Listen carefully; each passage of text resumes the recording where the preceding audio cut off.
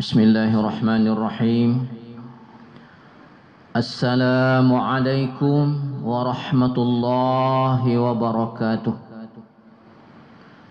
Bapak dan Ibu serta saudara-saudara, pemuda-pemudi Islam jemaah salat zuhur Masjid Raya Syekh Ahmad Khatib Al-Minangkabawi, Provinsi Sumatera Barat, yang hadir pada siang hari ini, yang kami hormati, yang kami muliakan.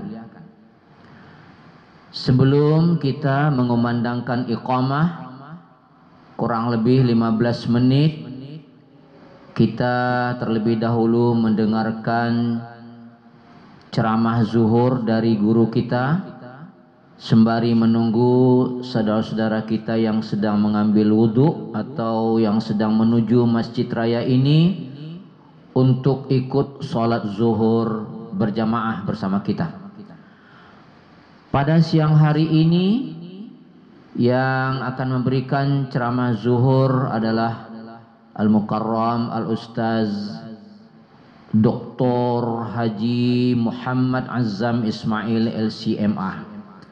Beliau dari perguruan Ar-Risalah Kota Padang, dan alhamdulillah telah bersama kita di ruangan Masjid Raya ini. Untuk itu kita mengucapkan banyak terima kasih. Bapak dan Ibu serta saudara yang kami muliakan, marilah kita dengarkan secara bersama ceramah zuhur yang disampaikan oleh Al-Ustaz Dr. Haji Muhammad Azam Ismail LCMA. Kepada beliau dengan segala hormat kita persilahkan. Sekian dari kami. Wassalamualaikum warahmatullahi wabarakatuh.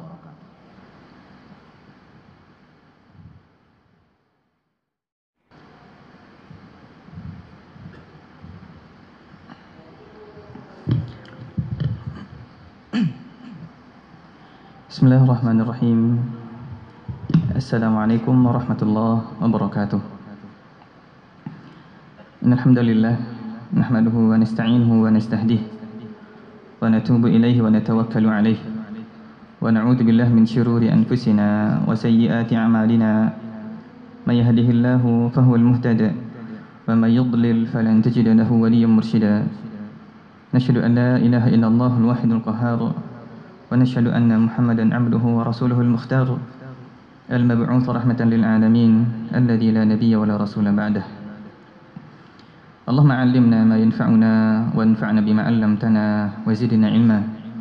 اللهم ارزقنا علما نافعا ورزقا طيبا وعملا صالحا متقبلا.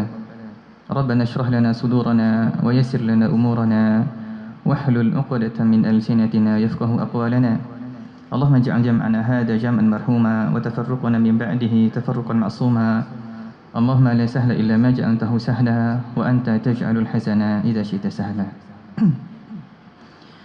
Bapak dan Ibu yang Allah muliakan, salihin dan salihat sidang jamaah salat zuhur yang dimuliakan oleh Allah Subhanahu wa taala.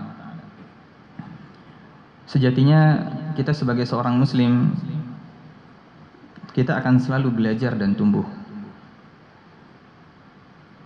Dan bahkan Islam menyuruh kita untuk selalu bisa mengembangkan akal dan pikiran kita. Dituntut untuk selalu belajar, dituntut untuk selalu mencari hal yang baru. Karena akal adalah salah satu dari karunia Allah yang sangat mahal. Akal yang Allah berikan ini kemudian menuntut sesuatu yang sangat mahal. Akal yang Allah berikan maka menuntut kita dengan ibadah. Maka kita tidak menjadi wajib beribadah jika tidak ada akal sama sekali. Betapa banyak dengan makhluk Allah yang Allah ciptakan di dunia ini, maka yang memiliki kewajiban untuk beribadah adalah mereka yang memiliki akal. Ada kalangan malaikat, mereka memiliki akal, maka mereka diperintahkan oleh Allah beribadah. Ada kalangan jin yang mereka juga Allah berikan akal dan Allah berikan mereka syahwat. Karena mereka punya akal, maka mereka pun kemudian dituntut untuk beribadah oleh Allah Subhanahu wa taala. Dan ada makhluk Allah yang lain, ada hewan, ada binatang, ada tumbuhan, mereka punya syahwat binatang ini, tapi karena tidak ada akal, maka mereka tidak punya kewajiban untuk beribadah kepada Allah Subhanahu wa taala. Maka seorang manusia jika akalnya tidak sempurna, maka mereka tidak wajib beribadah. Orang yang dengan gangguan jiwa, orang yang kemudian dalam kondisi koma, orang yang bahkan kemudian belum balik sama sekali, akalnya belum sempurna, maka tidak ada kewajiban untuk beribadah. Maka jika ada orang yang bertanya, ada orang yang kemudian mengatakan, ngapain saya harus ibadah? Ngapain saya harus menyembah Allah? Oke, jika kamu berbicara seperti itu, apakah kalian siap dengan akal ini untuk kembali diambil? Karena akal ini menjadi sesuatu yang sangat mahal. Harga jual, barter dari akal yang Allah berikan adalah ibadah kita kepada Allah Subhanahu wa taala. Maka makanan akal ini adalah belajar. Bapak dan Ibu yang Allah muliakan, salihin dan salih yang berbahagia. Maka dalam hal ini, dalam proses kita belajar, terkadang ada yang mungkin tidak tepat. Saya tidak mengatakan bahwasanya kita salah dalam belajar, tidak. Namun kita perlu melihat, jika ternyata ada indikasi yang ternyata tidak tepat, berarti proses dalam kita belajar, proses dalam kita mengenal Allah, proses dalam kita belajar Islam, ada yang ternyata mungkin tidak pada kondisi yang seharusnya, atau tidak dengan cara yang seharusnya. Kita baru terkadang bisa mengetahui, oh ini ada yang salah. Jika contoh ada sebuah pohon ternyata tidak berbuah, apa masalahnya? Bisa saja kemudian ternyata akarnya itu terhalang oleh batu. Ada mobil, kita sudah servis, kita sudah bawa ke bengkel. Ternyata kenapa tidak hidup? Kenapa kemudian bermasalah? Bisa saja ada kabelnya yang rusak.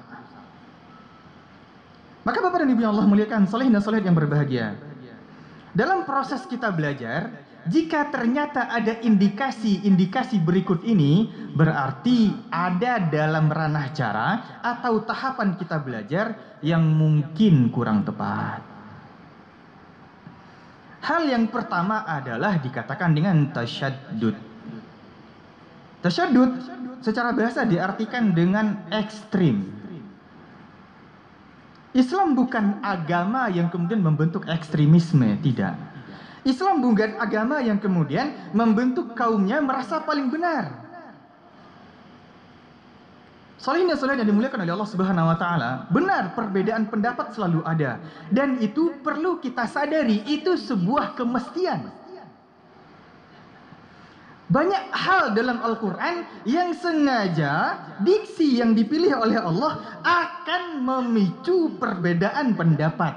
Dan dalam beberapa kondisi, terkadang perbedaan pendapat ini memberikan karunia. Karena itu, di antara salah satu doa Rasulullah, Bapak dan Ibu yang Allah muliakan, yang pernah berangkat umroh, kemudian melewati sebuah masjid. Masjid ini kemudian dinamakan dengan nama Masjid Ijabah. Di masjid ini Rasulullah pernah berdoa. Di antara doa Rasulullah yang tidak dikabulkan oleh Allah, Allahumma la taj'al ba'sahum bainahum. Rasulullah berdoa kepada Allah, ya Allah, jangan jadikan ada pertikaian, adanya perpecahan di kalangan umatku ini. Ini di antara doa yang tidak dikabulkan oleh Allah Subhanahu wa taala. Perbedaan pendapat menjadi sebuah kemestian. Contoh dalam Al-Quran, ada redaksi tentang berkaitan dengan masa iddah wanita yang diceraikan. Allah menggunakan bahasa salah satu kuru. Kuru ini dalam bahasa Arab itu mengandung makna yang langsung kontradiktif, tidak mengandung satu makna. Kuru bisa berarti suci, kuru bisa berarti haid. Antara haid dan suci itu ada jangka yang lumayan panjang. Jika Allah tidak menginginkan perbedaan pendapat, kenapa tidak langsung disampaikan salah satu haidat 3 kali haid, atau salah satu athhar 3 kali suci? Allah malah memilih kata-kata salah satu kuru, 3 kali kuru. Kuru yang bisa bermakna haid dan bisa bermakna suci. Sudah pasti orang akan berbeda pendapat. Allah kemudian mengatakan aula mastumun nisa, atau kalian menyentuh wanita. Dari sini betapa banyak dari para ulama berbeda pendapat. Kenapa tidak langsung disampaikan makna lamasa di sini? Apakah massa secara langsung? Kenapa menggunakan bahasa lamasa tidak massa yang langsung artinya menyentuh? Atau jamaah langsung berhubungan suami istri? Maka di sini akan muncul perbedaan pendapat. Maka karena ada kemungkinan perbedaan pendapat ini, dan bahkan hadis yang selalu disampaikan ketika berkaitan kita perlu berlapang dada ketika ada perbedaan pendapat tentang hadis. Rasulullah mengatakan la yusalliyanna ahadakumul asra illa fi Bani Quraidah. Ketika Rasulullah berpesan kepada para sahabat untuk menyerang Bani Quraidah, Rasulullah mengatakan la yusalliyanna ahadakumul asra illa fi Bani Quraidah. Jangan ada dari kalian yang salat asar kecuali di Bani Quraidah. Apa yang terjadi? Terbentuk dua kelompok. Yang satu memahami secara tekstual, ini maknanya kita salat asar di Bani Quraidah apapun yang terjadi. Kelompok yang kedua memahami, oh secara kontekstual, ini maknanya adalah agar kita bisa bersegera sampai di Bani Quraidah. Kalau bisa, asar sudah sampai di situ. Dan apa yang terjadi ketika mereka berjalan, waktu asar sudah masuk, mereka belum sampai di Bani Quraidah. Sehingga terpecah menjadi dua kelompok. Yang satu sholat asar segera, yang satu lagi pokoknya sholat asar di Bani Quraidah. Mereka nyampai di Bani Quraidah ketika Isya. Mereka qadha maghrib, asar dan maghrib, baru kemudian mereka melaksanakan sholat Isya di Bani Quraidah. Ketika cerita ini sampai pada Rasulullah, Rasulullah diam dan tidak berkomentar. Maka kita perlu berlapang dada, bukan mengklaim kita yang paling benar. Karena itu tidak ada pendapat yang paling kuat secara absolut. Tidak ada, Bapak dan Ibu Allah muliakan. Kuat menurut siapa? Kuat menurut Syafi'i, oke. Kuat menurut Imam Malik, oke. Kuat menurut Imam Ahmad, iya. Bukan berarti ini loh pendapat yang paling kuat. Tidak ada itu. Pendapat yang paling kuat menurut Ustadz siapa? Bahkan ada orang yang kemudian saking ekstrimnya mengatakan, oh ini kan Al-Quran dan hadis, ini hadis yang sahih, kemudian tidak mau menerima hadis yang hasan. Bapak dan Ibu yang Allah muliakan, ada hadis yang sahih bahkan tidak boleh diamalkan. Hanya mengetahui ini sahih tapi tidak bisa diamalkan. Ada hadis cerita seorang sahabat bernama Abu Hudzaifah, punya kemudian beliau memerdekakan seorang budak bernama Salim. Salim ini masih kecil. Dia sayang dengan Salim ini karena si Salim ini nggak tahu siapa bapaknya, maka diberdekakan oleh Abu Hudzaifah. Dan Abu Hudzaifah karena Salim ini sudah berumur kurang lebih 8 sampai 10 tahun dan tidak mahram dengan istrinya, Abu Hudzaifah datang pada Rasulullah. Ya Rasulullah, bagaimana caranya agar si Salim ini mahram dengan istriku? Rasulullah bertanya, apakah istrimu masih menyusui? Iya. Rasulullah mengatakan, susukan Salim oleh istrimu. Ini hadis sahih. Ulama sepakat ini tidak boleh diamalkan bagi yang lainnya. Gak mungkin ada bocah sudah 10 tahun sekarang nyusu dengan istri kita, gak diperbolehkan lagi, hanya khusus bagi si Salim. Maka di sini kita dituntut menjadi orang yang mampu berlapang dada. Tidak kekeh dengan hanya satu pendapat, bahkan dengan banyaknya perbedaan pendapat menjadi solusi. Betapa banyak dan bahkan sekarang realita yang terjadi di masyarakat berkaitan dengan zakat. Betapa banyak sekarang bahkan Baznas, MUI itu menggunakan mazhab siapa? Mazhab Abu Hanifah ketika mentakim, mengukur nilai, mengkonversikan zakat itu kepada angka dan uang. Itu mazhab siapa? Kalau kita terlalu kekeh, kita terlalu bersikeras, terlalu tasyadud, yang terjadi apa? Yang terjadi akan muncul mudarat-mudarat yang lebih besar. Maka jika terbentuk tasyadud, terbentuk rasa ekstrim pada diri kita, mari cross check apa yang salah. Mari lihat apa yang kemudian ternyata tidak sesuai dengan yang seharusnya. Ini bagian pertama. Jika muncul tasyadud ini pada seorang muslim, maka kemudian berarti ada proses dalam dia belajar yang tidak tepat. Yang kedua, indikasi kedua adalah terjadinya kamaliyat, perfeksionis. Bapak dan Ibu yang Allah muliakan, Islam bukan agama yang membentuk manusia menjadi orang yang perfect, tidak. Bahkan hadis yang sangat jelas, Rasulullah mengatakan kullu bani Adam khata'.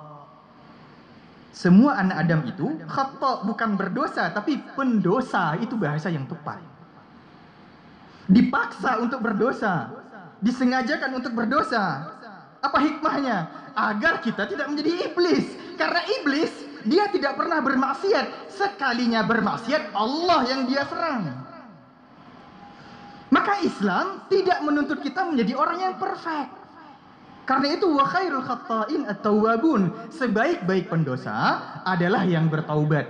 Sejauh mana kemudian kita bertaubat kepada Allah Subhanahu wa taala? Salat kita, apa yang terjadi? Kita lupa rakaat. Apakah harus kita ulang salat kita? Tidak perlu. Kita hanya tinggal menambah dengan sujud sahwi. Kalau rakaatnya kurang, tambah. Kalau ragu ternyata sudah bertambah, tinggal sujud sahwi. Tidak perlu diulang salat kita. Ketika bahkan kita haji dan umroh, ada larangan yang kita lakukan. Apa? Tinggal bayar kafarat. Tidak perlu ulangi haji lagi tiap tahun. Sehingga apa? Uang kita habis untuk ego pribadi, yang dana ini bisa dialokasikan untuk kebutuhan kaum muslimin yang lebih besar. Bahkan ada orang yang kekeh, saya beberapa kali masih melihat, itu wudhu sampai kemudian berlebihan. Salat mengulang-ulangi salatnya. Bapak dan Ibu yang Allah muliakan, ada ibadah yang punya pembuka dan penutup. Jika punya pembuka dan penutup, itu tidak boleh dibatalkan dengan sembarangan. Allah mengatakan, ya ayyuhalladzina amanu athi'ullaha wa athi'ur rasul wa la tubtilu a'malakum. Jangan batalkan amalan kalian sudah dimulai. Salat, ketika seseorang sudah takbir, dia tidak bisa seenak perutnya membatalkan salatnya, kecuali ada alasan yang harus membatalkan salatnya. Maka Islam tidak menuntut kita menjadi orang yang perfect. Segala kekurangan kita itu terkadang menjadikan keselamatan. Bahkan ada orang yang saking perfectnya dan terlalu lebay. Dia baru belajar Quran, baru belajar tahsin, kemudian mendengar imam salah makharijul hurufnya, salah tafkhim dan tarqiqnya, berkomentar secara langsung, oh Al-Fatihah ini kan rukun. Kalau salah Al-Fatihah kita, maka tidak sah salat kita. Allahu Akbar, kamu siapa? Kalau seandainya Al-Fatihah, benarnya bacaan Al-Fatihah adalah rukun, Bapak dan Ibu yang Allah muliakan, siapapun dari kita yang ternyata bacaan Qur'annya tidak benar, ulang lagi semenjak kita balik. Maka yang rukun membaca Al-Fatihah, bukan benarnya bacaan Al-Fatihah. Bahaya ini. Maka di sini kita bukan membentuk pribadi yang kamaliyat. Kita berdosa, iya, tinggal sejauh mana kita kemudian merubah. Dan yang terakhir juga menjadi indikasi ada kondisi mungkin cara kita belajar kurang tepat. Kita belajar mungkin salah tahapannya. Adanya kemudian sifat juz'iyah, parsial dalam beramal. Oh ambo, kok soal politik ambo tidak satu tuh. Oh ambo, kalau soal ekonomi anda ada. Oh ambo pokoknya tentang soal sembahyang, kemas haji, baca Quran, itu ya Islam. Tidak. Ya ayyuhalladzina amanu dukhulu fis-silmi kaffah. Masuk ke dalam Islam secara menyeluruh. Dan lihat ultimatumnya, wala tattabi'u khutuwati syaitan.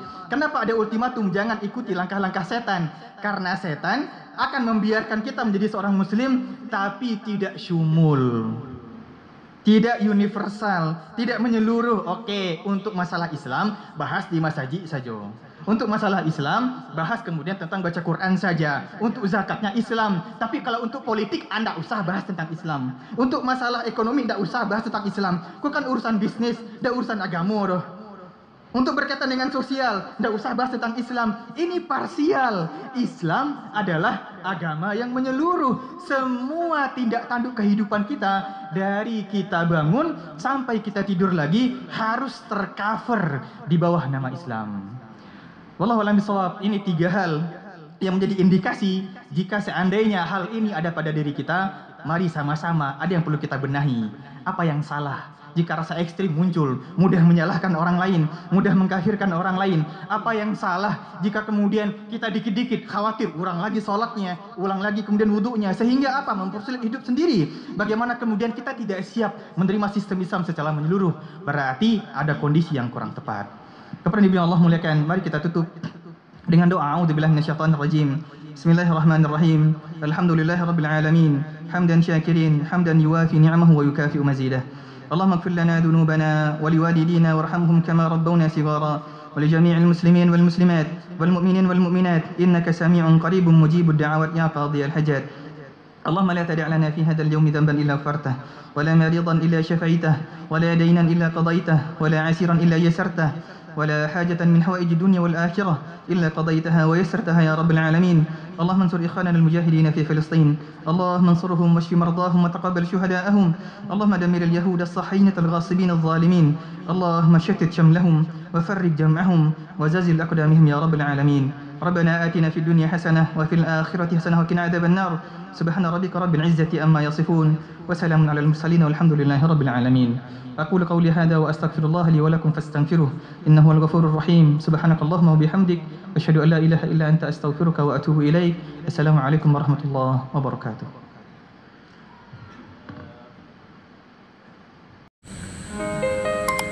الله أكبر الله أكبر. أشهد أن لا إله إلا الله. أشهد أن محمد رسول الله. حي على الصلاة حي على الفلاح. قد قامت الصلاة قد قامت الصلاة. الله أكبر الله أكبر. لا